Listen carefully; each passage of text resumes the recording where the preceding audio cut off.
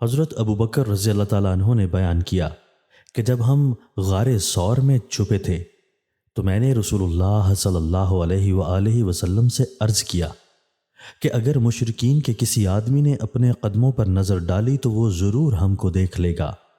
اس پر آپ صلی اللہ علیہ وآلہ وسلم نے فرمایا، اے ابو بکر، ان دو کا کوئی کیا بگاڑ سکتا ہے جن کے ساتھ تیسرا اللہ تعالی ہے۔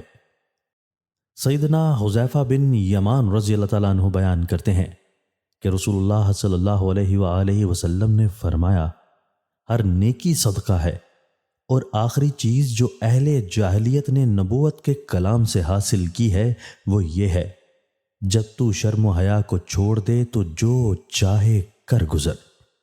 رسول اللہ صلی اللہ علیہ وآلہ وسلم نے فرمایا، مجھے کیا ہوا ہے کہ میں آگ سے بچانے کے لیے تم کو کمروں سے پکڑ رہا ہوں؟ خبردار، بے شک میرا رب مجھے بلانے والا ہے اور وہ مجھ سے یہ سوال کرنے والا ہے کہ کیا تم نے میرے بندوں تک میرا پیغام پہنچا دیا تھا؟ اور میں یہ کہتے ہوئے جواب دوں گا کہ اے میرے رب، میں نے ان تک پہنچا دیا تھا۔ خبردار، موجودہ لوگ غیر موجودہ لوگوں تک یہ پیغام پہنچا دیں۔